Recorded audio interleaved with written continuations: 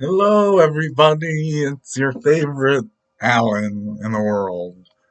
Uh, I got some Steve Roach and Michael Stearns, Beyond Earth and Sky in the background. What do we want to talk about? Do we want to talk about December 11th UFC card to the 17,000 people that are watching this video? Let's go. Or do we want to talk about the great victory the Miami Heat had yesterday again? Oh my God, Minnesota's up on Pittsburgh. What's going on with here? I just came out of a domestic violence group that I run, and I'm looking that Pitts, Minnesota's beating Pittsburgh 16 to nothing. And who scored? How's my boy Deontay Johnson doing? Two catches. Nothing. Jesus. Were there any scores? Where are the scores? Scores. Who scored? Who scored in this? Box score. Still. Okay, here we go. Maybe Vikings? Vikings.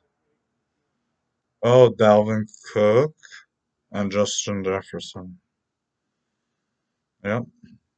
So, we're going to talk some U.S. Oh, Rutgers beat Purdue. The number one. Finally, Purdue's number one, and they lose. Okay. So, let's talk about this UFC coming up, huh? It's a very intriguing one because I have a theory. And the theory is going to probably be the what I say is the video is about. So, so let's go over some of these real quick, and then we'll go into my theory. So, all right, there's some early fights. It's always fun to see Ryan Hall, see what he can do. Alex Perez, Matt Schnell's is an intriguing matchup. Miranda Maverick, she's has some abilities. 125 needs somebody, so uh Sakai Tuivasa. I mean, really? I guess. Pedro Munoz, Dominic Cruz. What a fun fight that is. I see Munoz chasing Cruz around. It's going to be fun. We're going to see if Dominic Cruz really uh, has a little bit of a title run in him because Munoz is a good, like, he's a legit dude that will beat you down, but he's also just under, excuse me, just under the championship level. So brilliant matchup, and it'll be a lot of fun because Dominic Cruz is always fun to watch. Why did he say what he said about DC? I don't know. DC doesn't do his home. What is he talking about? Whatever. The return of Josh Emmett. Where have you been? Where have you been? Against Dan Ige, a gamer. The Chicago train just coming by. Love the fight. I would love to see when it would. I'm surprised to see Emmett's a big favorite right now. We're on a Thursday. Um, because Ige is way more active. Emmett hasn't fought in forever. What a great fight. If Emmett does something in this fight, why is he going to take another 2 years off? Let's see what goes on with that one. Paiva, O'Malley, Sugar Shane. He's already calling out Jan. He's calling out everybody. He thinks he thinks he's everything, and I get where he's coming from because he's very skilled. It should be another performance, unless the guy's as tough as the dude that he fought that never got knocked out. That was just fun to see Sugar Shane's skills on display against a guy that just never gave up. But as long as Sean O'Malley's leg stays strong, wow, this should be another showcase. Cody Garbrandt going to 125. I like it. He's a small guy in general. Um, why not? Uh, 125 is kind of wide open in many ways. A nice, solid challenge in Kakara, France. Young kid. Should be fun. Jeff Neal, Santiago Ponzinibbio. Now, I want to see Ponzinibbio if he can develop a little bit of a, a win streak or something. Jeff Neal is coming out of jail. He was in jail a couple days ago. This is going to be a really interesting kind of like they kind of. Sometimes I notice in the pay-per-views that sometimes they throw in like fillers to like you know in between the ones that we want to make sure we know that maybe after a couple fights you might need a break so you can Neil Santiago's not the base, so the break until the co-main and main. But it's a nice filler. Santiago's always interesting. Um, I've been saying this for a long time. Juliana Pena has always lost the fight before she was going to fight Amanda. If she would have beat Shevchenko way back in the day, she would have fought Amanda. People forget she fought Shevchenko and she was favored to beat Shevchenko. That's the kind of talent we're talking about in Juliana Pena. She has to make sure that she closes the distance. She can't be in any kind of striking battle or else it's over quick. She's got to keep close. She has a path to victory because she's a strong girl. Amanda's strong too.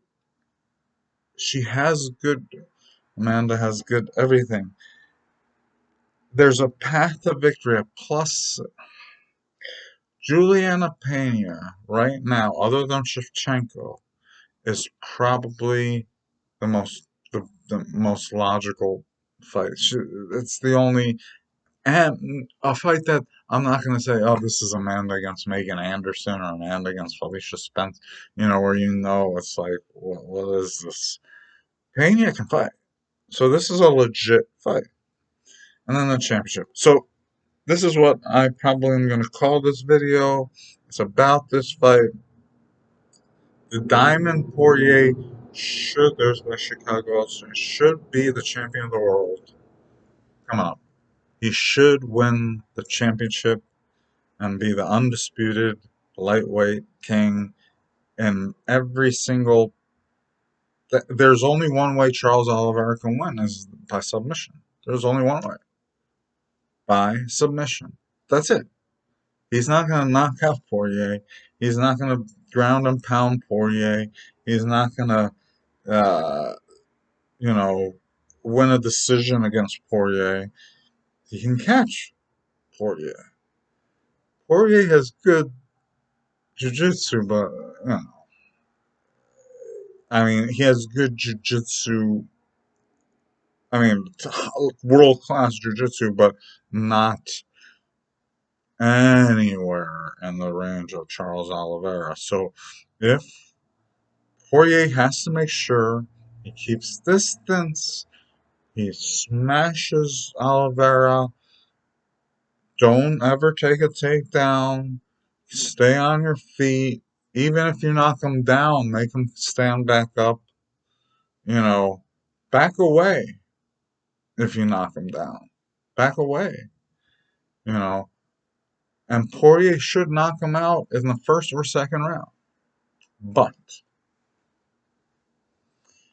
this is where I am different than anybody, and I am coming up with an original idea, and it's going to be the name of this video. The one of the only ways to see Khabib come back, you know, will Khabib ever come back for that 30th win or whatever? I'm not sure. Okay. If Charles Oliveira specifically, subs makes a gorgeous, beautiful triangle on the ground, or transitions, or just gorgeous display of a little bit of dominance on the ground, and then a little, and then finish Dustin. Well, what did Khabib do to Dustin? Khabib, before he officially retired and before he fought Gaethje, he said he was impressed by Oliveira. Oliveira's a champ. Oliveira's the only guy he hasn't beaten, even though everything in my head says that Dustin Poirier is going to win. If Khabib Nurmagomedov is going to come back, it's going to be to fight Charles Oliveira. So if you're a Charles Oliveira fan, I mean, if you're a Khabib fan, you might want to root for Charles Oliveira, because that's somebody that, hey, Khabib's not so old that he can't come back and fight, and Oliveira can even call him out even if he wants, like, who the fuck are you? So thank you all. God bless you all. Enjoy the fights. I'm gonna have other videos about psychology, philosophy, and whatever, if ever, ever. Thank you.